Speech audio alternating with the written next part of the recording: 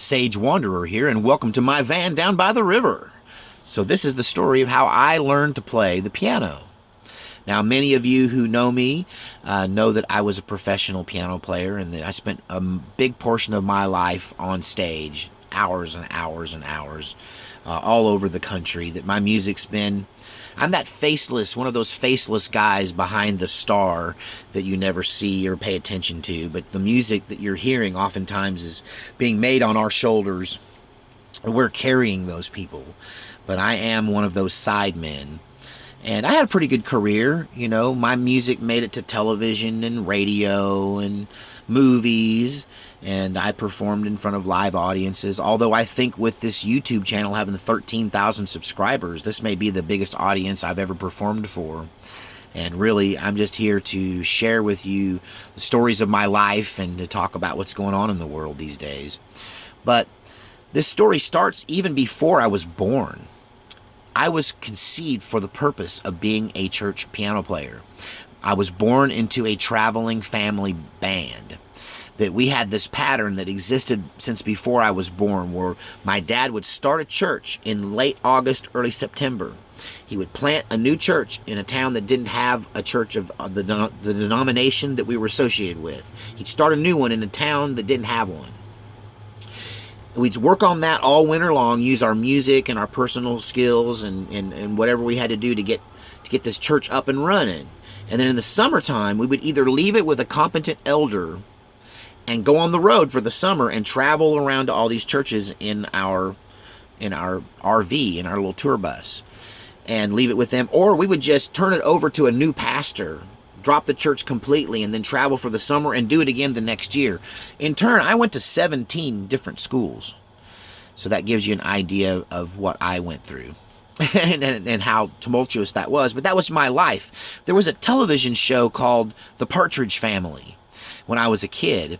And there was a little red-headed boy named Danny Bonaducci is the actor's name. But the little boy's name was Danny Partridge. And he was the drummer, the little drummer boy in the band, I think. No, he wasn't the drummer. He was the bass player. Anyway, he was, like me, the utility guy in the band. But I really identified with him because I was living his life while he was on television, except it was churches instead of rock concerts, but it was very similar lifestyle of living on the road and being a musician. That's kind of why I'm really still comfortable in my van down by the river, because I grew up in a van down by that river and that river and that river over there. And I was conceived for the purpose of being the piano player. My sister, who was the piano player before me, was boy crazy by the time she was 13 or 14. And my parents sat down together and decided to conceive another child for the purpose of replacing her.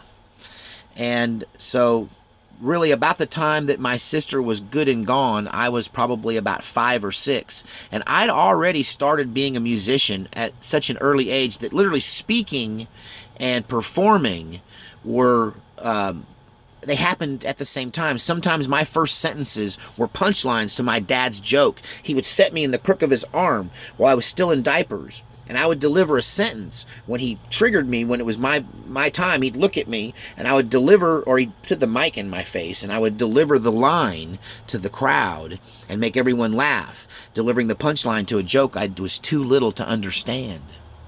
And that singing and speaking for me kind of happened at the same time. And learning to play the guitar was one of my... I learned to play the guitar before I could read. Before I could read, I could play music. And I learned to read when I was 4 or 5.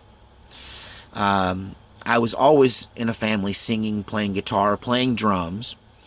And I was expected to learn to play the piano, and I knew it, but I just avoided it because the piano was a girl's instrument. My sister played the piano, and every time we went to another church, who was playing the piano? Some woman. And when you did have a guy that played the piano, well, they weren't the most masculine of guys. You know, Elton John, Liberace. I equated masculinity with playing the guitar, so I wanted to be a guitar player or a drummer. And so I resisted them until a man came to our church that we had a church we stayed at for about 3 years. We were able to turn it over to an elder in the summertime and travel and come back in the fall and pastor the church through the winter. And we just did that for about 3 or 4 years. And so when I was about 7, we started this church, or went to this church, took a church over. It was one of the few times we took a church that was already existing. It was a church in a lot of trouble, and we turned it around. We pulled it out for them. And anyway, so we had a guest speaker come who was kind of famous. And it happened to be, I was taking some basic piano lessons at the same time this man came to our church. And he has a famous family because his middle name is Lee. This man's name was David Lee Beatty. First cousin to Jerry Lee Lewis and Mickey Lee Gilly and Jimmy Lee Swaggart. Sound familiar? These people are all cousins, and they were all taught to play piano by the same grandma. That all of the 4 cousins had the same grandmother. Jerry Lee Lewis, Jimmy Swaggart, Mickey Gilly, and David Lee Beatty, this preacher who came to our church. And so I found in him somebody, and in those 3 other people, those are the masculine piano players, really, from that time period.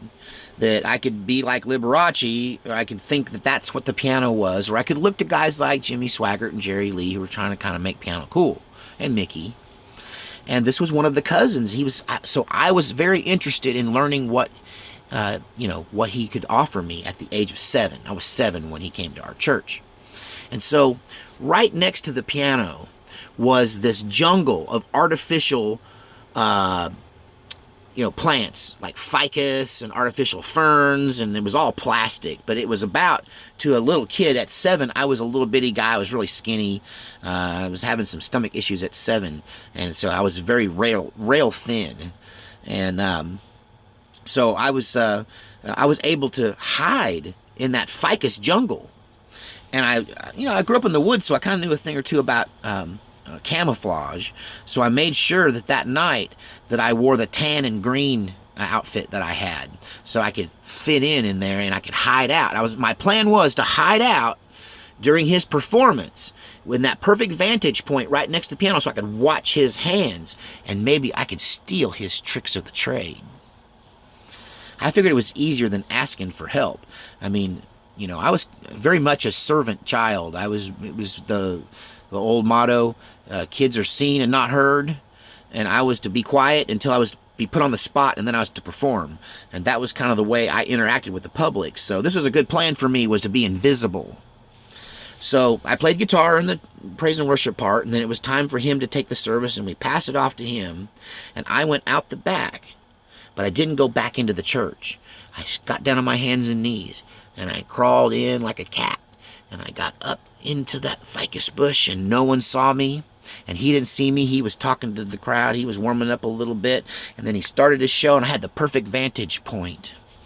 And somewhere around the second song, I think I must have been jamming too much. I must have been into it too much, or I don't know. I know I didn't sneeze or give myself away. I was being very sneaky, but he made me. He saw me. Hey, there's a kid in the ficus bush. Where'd he come from? Now, he could have done a lot of things right then. Mr. David Lee Beatty, famous piano player. He played just like Jerry Lee, I might admit. I mean, he sounded like Jerry Lee Lewis and Jimmy Swaggart had a baby. That guy. Great piano player. And he could have done a lot of things. He could have stopped everything and went, "There's a rogue child up here. Come get your kid and get him off the platform. What's the matter with you people?"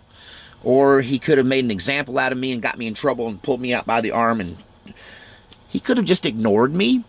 That's probably what I would have done. I was like, okay, there's a kid in the bushes. I'm just going to keep playing. Hey, I've played while they took people down the middle aisle on stretchers. Piano players in honky-tonk bar fights in the Old West movies never stop playing. Even pew, pew, bang, bang. You just keep playing. That's the rule. But he kind of did the right thing, Mr. Beatty, and maybe if you're still alive, I have no idea what happened to this guy, but if you're still around, you were a big influence on me, because he got up Went over, got a chair from the choir area, sat it right down in the perfect spot for me to watch to the left and the rear of him to watch his hands. And grabbed me out of there and sat me down there and went, "Here, you'll be more comfortable here and you can see better too." And everyone laughed. And he let me sit there for his entire concert and watch him play. And at the end of the night, when everyone went home, he sat down and he gave me my first real piano lesson. And he broke down for me what it is he does. And he gave me the name of another man. Because this one grandmother, she taught piano lessons. She taught Jerry Lee how to play, Jimmy Swaggart how to play, Mickey Gilley how to play. She taught David Lee how to play. And she taught this other cat and lots of other people how to play as well. And this guy, he was teaching her method. And so he was 180 miles away from where we lived. And we pocketed that information. And I continued to kind of play a little piano when I was forced to, but mainly play guitar and drums until the age of 10. At the age of 10, we moved to that town where that man lived, and they put me in piano lessons. I took 3 months of piano lessons. I think a grand total of 28 piano lessons. And something like that.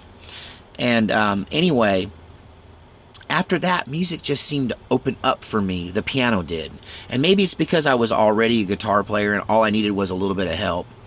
But at 10 years old, once again, we started a church in a high mountain town that gets snow for like 6 months out of the year. And we lived that winter, the winter of my 10th year, in the basement of this church. We got 2 channels that only kind of somewhat came through. There were no windows except these little half windows up at the ceiling where you could just watch people's feet go by. But along about Thanksgiving, it snowed and you couldn't even see people's feet go by anymore. It was just snow in the window. And snow on everything.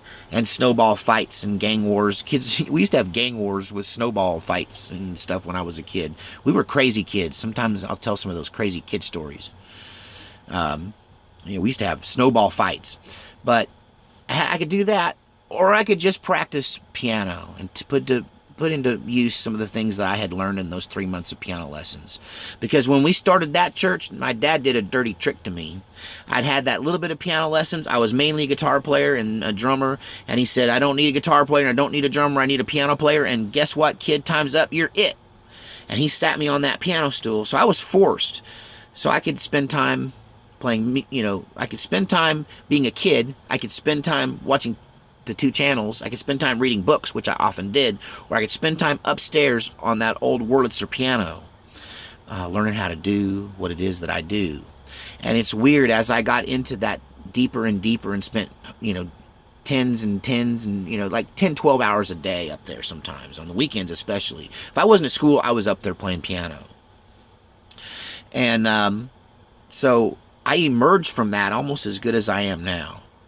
And it was so strange. It felt like that I had a cable attached to my head. And this was years before I'd heard of anything called MIDI, or MIDI was invented. This was in the late 70s, that I was able to take this cable, it felt like, from heaven and plug it into my head and get all of this music theory. Like suddenly all of it started to make sense.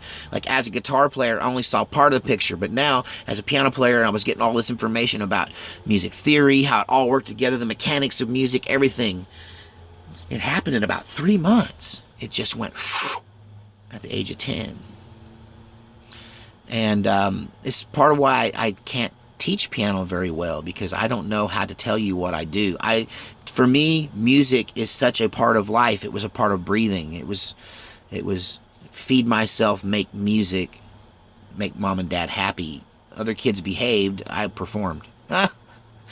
But that's a story of how I learned to play the piano. Do you play an instrument? How did you learn? How early did you get started?